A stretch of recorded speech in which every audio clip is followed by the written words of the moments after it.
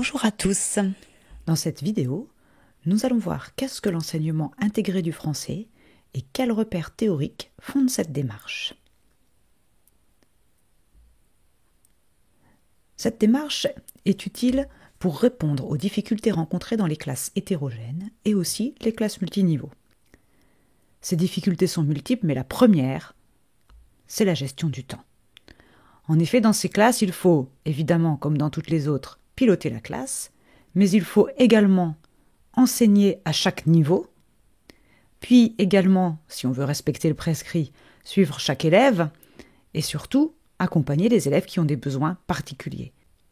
Et comme le temps d'enseignement n'est pas extensible, on peut être tenté de ne pas réellement respecter les différents quotas horaires des matières, notamment quand il s'agit de l'EPS, de l'enseignement artistique ou de questionner le monde pour se concentrer sur le français.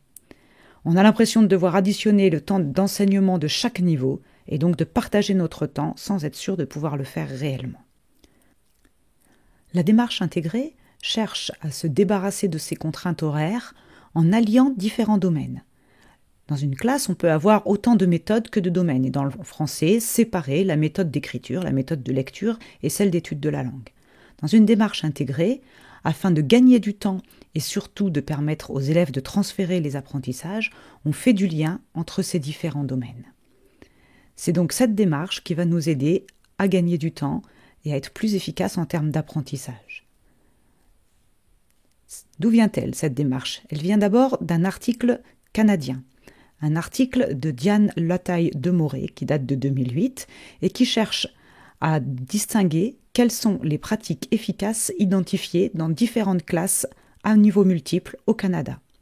Parmi ces pratiques efficaces, on en trouve qui sont pertinentes dans des classes à simple niveau, comme un enseignement explicite, une bonne relation avec les élèves et leurs parents, qui sont des conditions d'efficacité bien connues, des pratiques coopératives encore plus efficaces en niveau multiple, et un aspect qui semble faire l'unanimité chez tous est l'importance d'une préparation soignée qui assure une gestion plus efficace des activités et un meilleur usage du temps d'enseignement.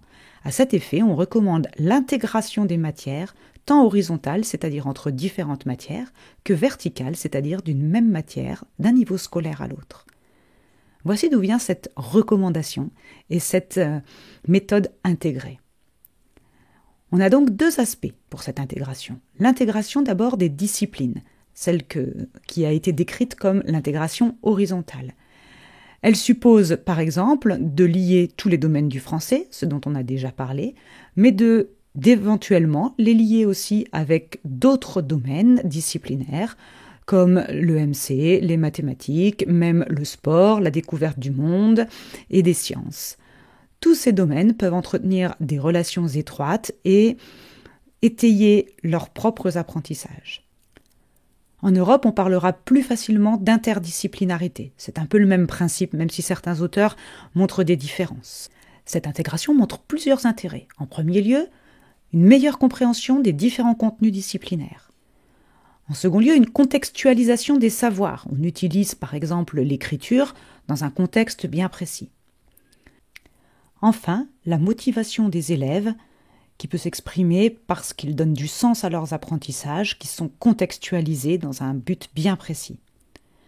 Alors bien sûr, il y a aussi des limites à cette interdisciplinarité. Nous allons suivre Yves Lenoir, qui est un chercheur qui a beaucoup travaillé sur le sujet et qui nous propose ce schéma qui nous montre l'interdisciplinarité en rouge au centre et les extrêmes vers lesquels il faut qu'elle se garde d'aller. En premier lieu, l'éclectisme, qui est une adjonction de plein d'éléments qui n'ont pas de sens entre eux, pas de relation entre eux. Et à l'autre extrémité, l'holisme, qui est la fusion de tout dans tout et qui ne permet pas à chaque objectif d'apprentissage de s'exprimer. Nous avons aussi la pseudo-interdisciplinarité, qui est une ignorance entre les matières, et de l'autre côté, l'hégémonie, qui est la domination d'une matière sur les autres matières.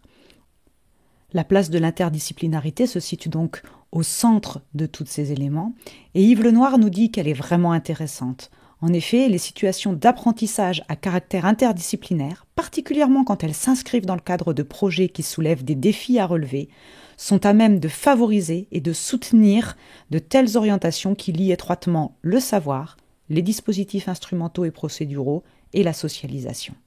Voilà ce qui fonde l'intérêt de l'intégration des disciplines. Et puis, nous avons aussi dans l'approche canadienne l'intégration des niveaux, l'intégration verticale, celle qui lie les différents niveaux d'une classe multiniveau, par exemple, comme le CP, le CE1 et le CE2. Elle consiste à trouver du commun, un point commun pour les différents niveaux de la classe, même si les exigences et les temps d'entraînement sont ensuite différenciés. L'enseignement oral de la compréhension, par exemple, peut se faire à partir d'un même texte lu par l'adulte en CP et CE1, mais le passage par l'écrit sera différent.